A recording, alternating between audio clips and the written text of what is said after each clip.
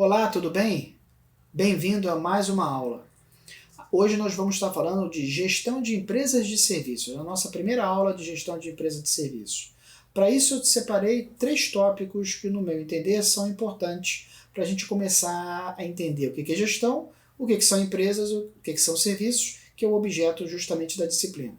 Esses 3 tópicos da aula de hoje eu classifiquei eles na proposta da própria disciplina, o intuito da disciplina, que é justamente trazer para cada um de nós o entender do processo evolutivo desse setor terciário para a nossa economia, o quão ele é importante para a nossa economia atual, fazer uma evolução histórica, então, desde a Revolução Comercial até os dias atuais, e os serviços nos dias atuais. Como que os serviços se comportam nos dias atuais, qual a importância na economia, principalmente na economia nacional, lógico, desse segmento tão importante e como que nós, administradores, podemos contribuir para o crescimento desse setor que é o que mais cresce no mundo, né, nem no Brasil. Legal?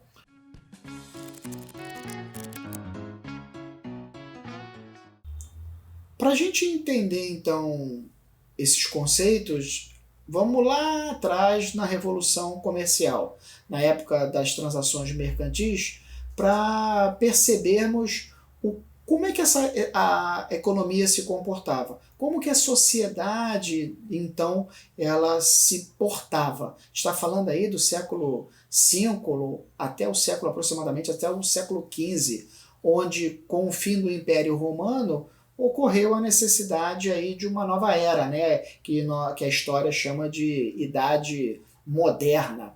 E essa Idade Moderna exigiu, consequentemente, um impulso nas transações mercantis. Ora, os povos se comunicavam, se relacionavam, trocavam as suas mercadorias, os seus insumos nas respectivas regiões, e nasce então uma figura importante dessa transação, que é o próprio empresário, até então comerciante. O empresário comerciante era aquele que tinha a maior quantidade de capital e ele era o agente, então, fomentador das transações. Era ele que tinha a maior quantidade de navios, era ele que tinha a maior quantidade de escravos ou de funcionários prestadores de serviço.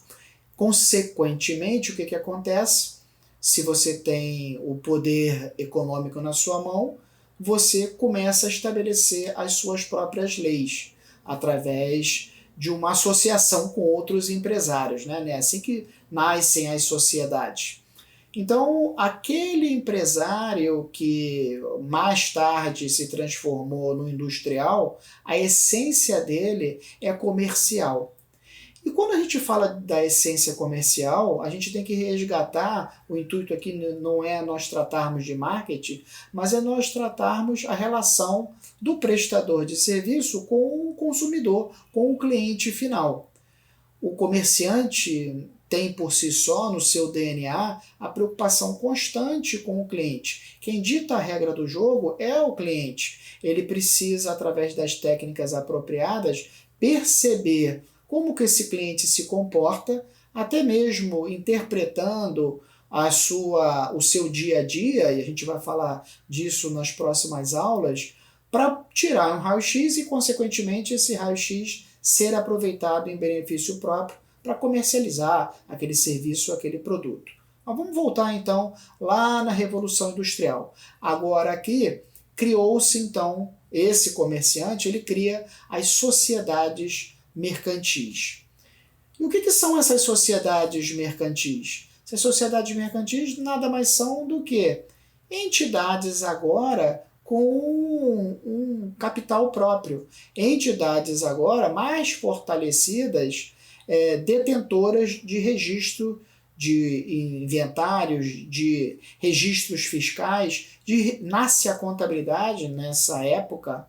É justamente a época que ocorre aí os livros de registros fiscais da ocasião, o controle do que está sendo carregado nos navios, do que está sendo transportado de escravos, ou seja, é a partir desse momento que esse empresário comerciante, que antes tinha o controle só no apertar da mão, no selo da boa-fé, a partir de agora ele começa a catalogar, a controlar o seu processo de negociação, o seu processo de relacionamento.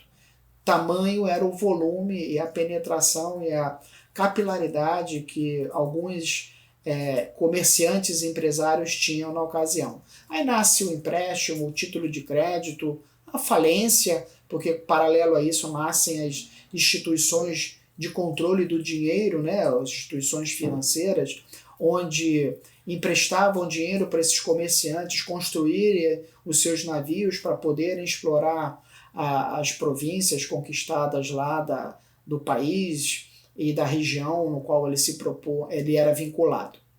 Esse processo ele evolui e então nasce esse empresário comerciante.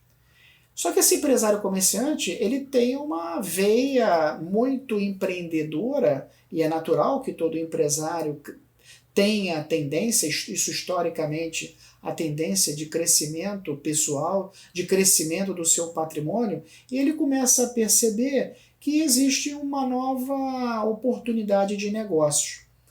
Nasce a Revolução Industrial, onde a classe mais apta para controlar e administrar as indústrias carvoeiras, né? A gente está falando da Europa, aí, da Inglaterra especificamente, eram os comerciantes.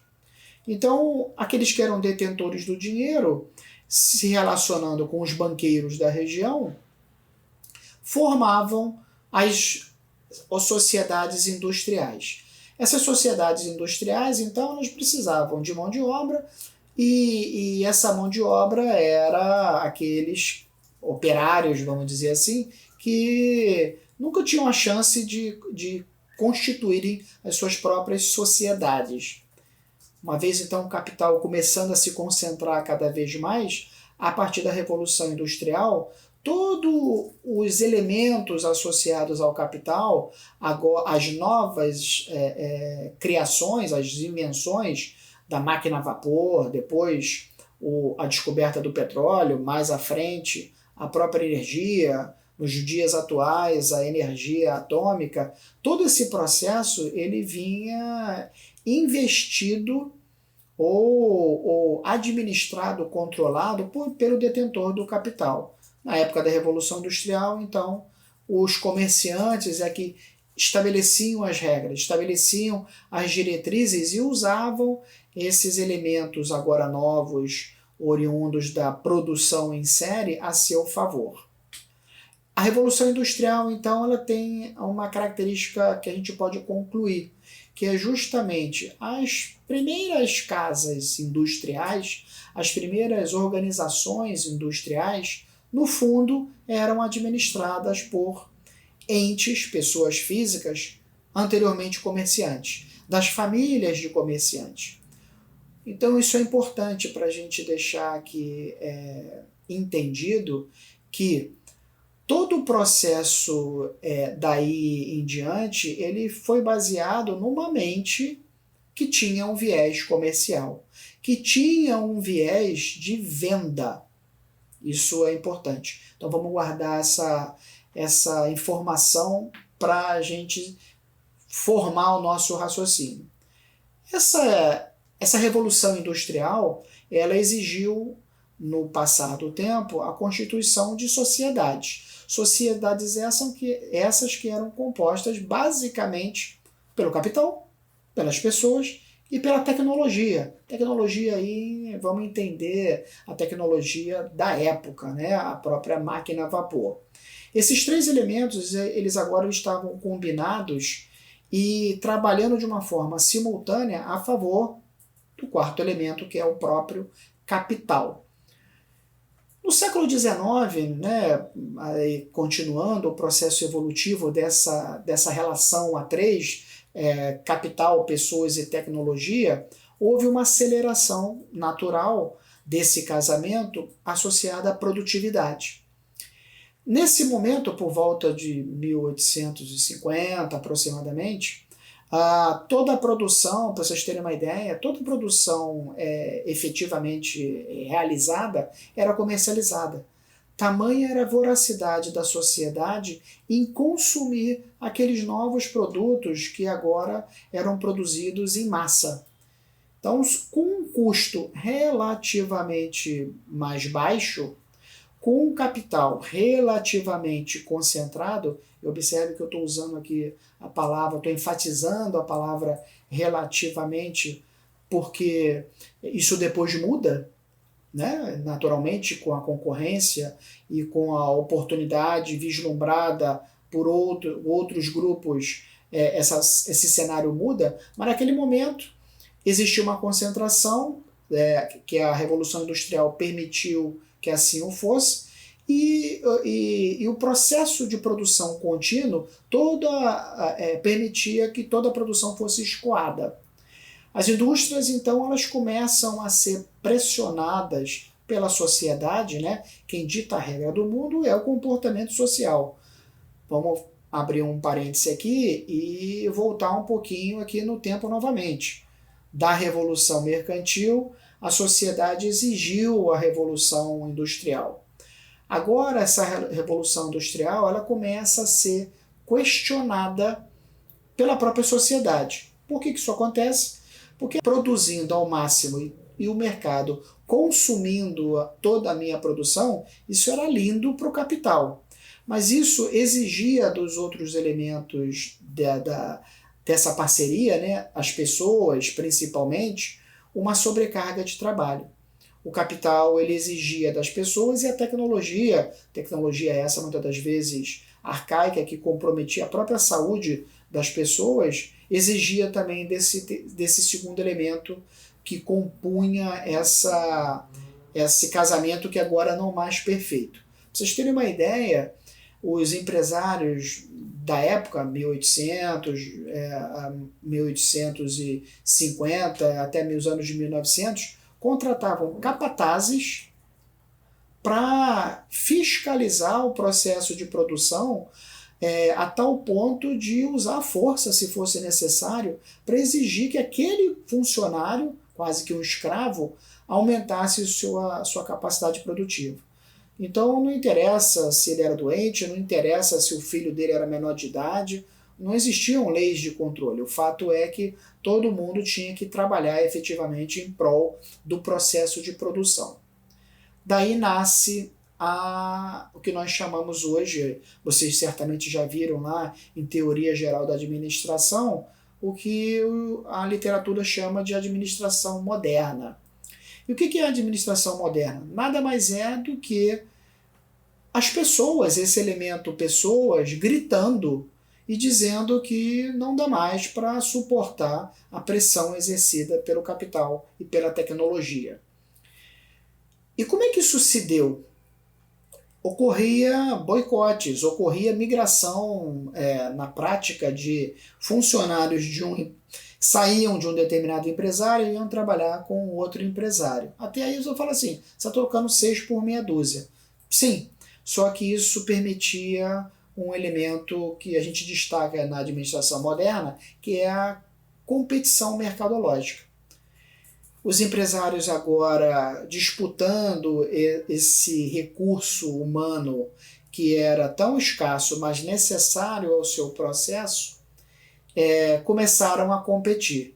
Ora, se eu tenho produção top, ao máximo, comercializada, adquirida pelos consumidores esses cada vez mais exigentes, com a concorrência crescendo, eu precisava então rever os meus processos de produção.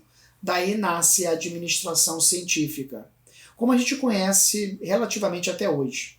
Nos anos de 1900, né, o Taylor, o Fayol, 1902, 1908 aproximadamente, onde esses estudiosos, esses pesquisadores, o Taylor, classificado aí pelos administradores como pai da administração, ele observou o comportamento dessa insatisfação da administração moderna e estabeleceu, dentro do ambiente de pesquisa dele, aqueles elementos que a gente já conhece, que mais uma vez a gente viu lá em Teoria Geral da Administração, que é a organização racional do trabalho, né? A observação do tempos e movimentos, que foi objeto aí até do clássico filme aí do Charlie Chaplin, Tempos Modernos, o estudo da fadiga humana, o que causava a fadiga, a doença, porque isso compromete, não porque ele está preocupado com o funcionário, mas ele está preocupado em o funcionário faltar e não dar continuidade ao processo de produção. Então, o Taylor ele observa o fator assim que eu destaco significativo é a especialização da mão de obra.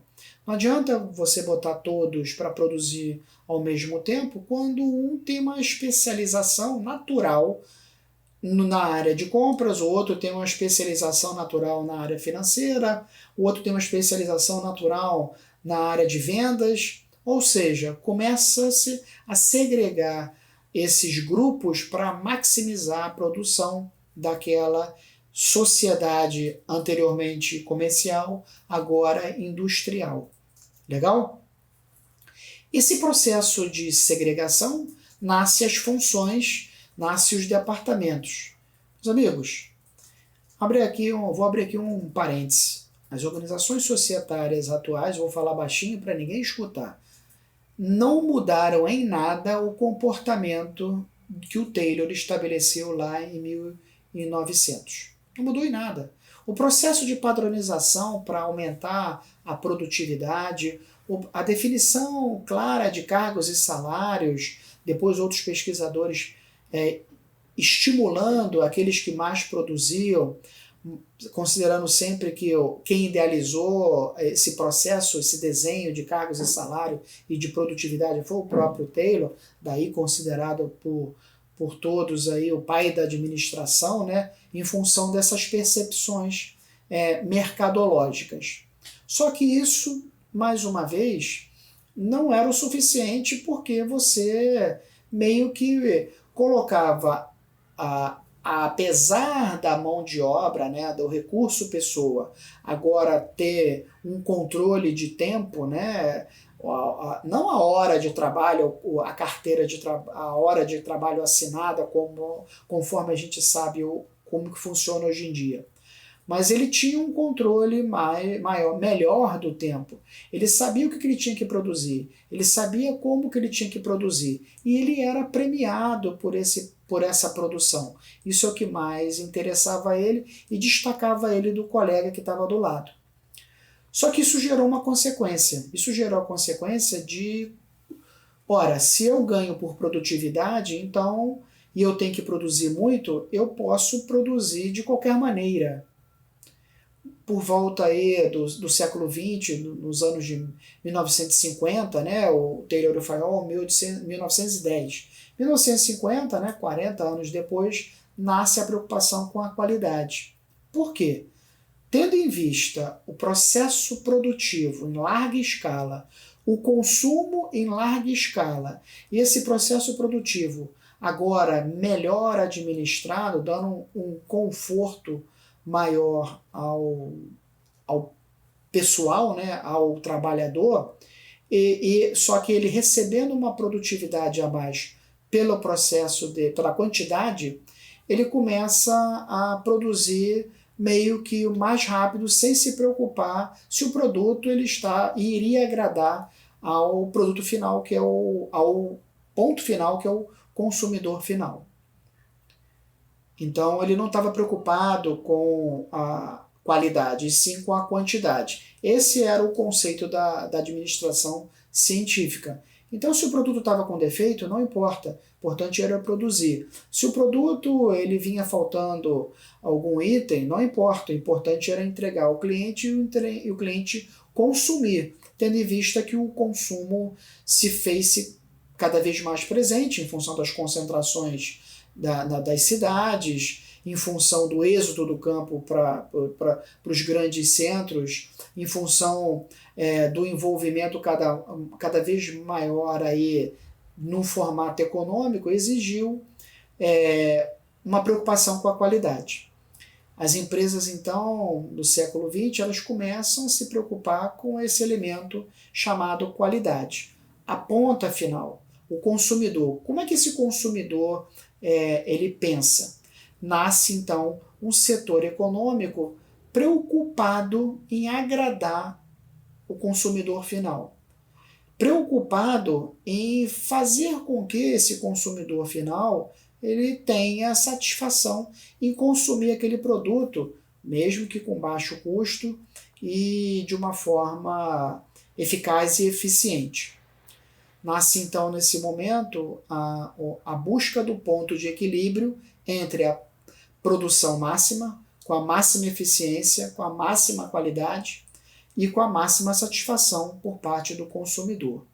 Nasce, consequentemente, o terceiro setor. Agora aqui a gente não está falando mais daquele setor primário, daquele setor secundário, mas sim naquele setor do comércio, sim, comércio, até porque lembro a vocês que eu comecei o bate-papo falando que o capital ele nasce do comércio. Então o terceiro setor nada mais é do que a associação dessa vertente comercial com a vertente agora de serviços. Serviços para garantir ao cliente a aquisição daqueles produtos que estão sendo produzidos. Então, o conceito não muda, só muda o arcabouço da forma de pensar em função da evolução aí do mundo agora, um mundo moderno. Então, o que é o setor, esse setor terciário? É um setor que a literatura às vezes classifica como um setor residual da Revolução Industrial. Um setor aí que o meio que não agrícola e não industrial, mas é tudo aquilo que sobra, né, de uma forma positiva e não pejorativa, do processo de produção. Então, bens intangíveis ficam mais difíceis de serem comercializados, porém, mais do que os próprios tangíveis. Porém, é aí que é o segredo de sucesso, que é o fator crítico na percepção dos empresários da ocasião para garantir os seus lucros, o seu crescimento dos negócios. O setor terciário ele é tão relevante, para vocês terem uma ideia, que o SENAI, né, a Classificação Nacional das Atividades Econômicas, que é um órgão nacional vinculado a um órgão internacional da ONU, que é o Standard International Industrial Classification, que define o fatiamento, o fracionamento, na verdade, dos segmentos produtivos no mundo para facilitar a interpretação e a leitura. O SENAI, o que ele, aqui no caso do Brasil, o que ele considera? Ele considera 59 divisões de atividades econômicas. Dentro do Brasil, para produzir riqueza, né, para fins econômicos, existem 59 atividades produtivas. Dessas 59 atividades produtivas, para vocês terem uma ideia, 26 atividades estão vinculadas à área de serviços. Observem o quão é importante, deixa de ser importante para relacionamento e continuidade aí da gestão do capital, o processo industrial, que agora está sedimentado e seguro. O processo comercial, que agora está sedimentado e seguro. Mas nasce um negócio novo chamado serviços. E é esse negócio novo, aqui entre aspas, que vai mover o mundo de agora em diante. Dentro dessa classificação desses 26 atividades econômicas, a gente tem aqui comércio de reparação de veículos, a gente tem segmento de telecomunicação, segmento de transporte, segmento terrestre, de desenvolvimento de software, de prestação de serviços educacionais, etc, etc, etc. Depois vocês entram lá no SENAI, que vocês têm lá a relação de todos os itens associados aí à área da atividade de prestação de serviços. E esse setor terciário, ele é continuamente obrigado pela própria sociedade a ser mutável. Nós estamos vivendo aí no primeiro trimestre de 2020 um problema social, econômico, e onde o Brasil resolve a parte da solução, apresenta como parte da solução do problema um auxílio financeiro à população, permitindo que agentes informais, ambulantes, camelôs, vendedores, recebessem esse recurso. Que movimento é esse? Esse movimento é o reconhecimento, agora mais do que nunca, que esse setor de serviços ele é importante sim para o comportamento econômico de uma sociedade moderna, porque o governo poderia somente estimular a indústria, estimular o comércio e, consequentemente, por necessidade, ele iria contratar mão de obra, mas isso não aconteceu. A estratégia governamental foi fomentar diretamente o setor de serviços, porque ele entende que o setor de serviços, vai ser objeto inclusive da nossa próxima aula, é ele que movimenta de forma significativa a economia. Para vocês terem uma ideia, o Valor Econômico, ele, numa das suas matérias, ele publicou recentemente que, na verdade, ele replicou uma pesquisa internacional, o link está disponível para você, onde ele cita que a concentração da mão de obra daqui em diante ela vai se dar no setor terciário, comércio e serviços. Daí a importância de nós tratarmos o nosso tema em gerir de uma forma eficaz empresas que produzem e estão envolvidas com esse setor, que naturalmente vai ser uma tendência mundial. Isso não sou eu que estou dizendo, isso não é nem o Brasil que está dizendo, é uma pesquisa internacional. Até para absorver essa mão de obra, uma vez que a indústria já está meio que saturada. Então são os serviços que vão solucionar os problemas de emprego, de relacionamento de agora em diante. Legal? Só fazer uma recapitulação, a gente falou da proposta, então, desses bate-papos, falamos da evolução histórica do setor de serviços ao longo da sociedade até os dias atuais. Eu espero que você tenha entendido e gostado aí desse nosso bate-papo. Um abraço e até a nossa próxima aula. Tchau!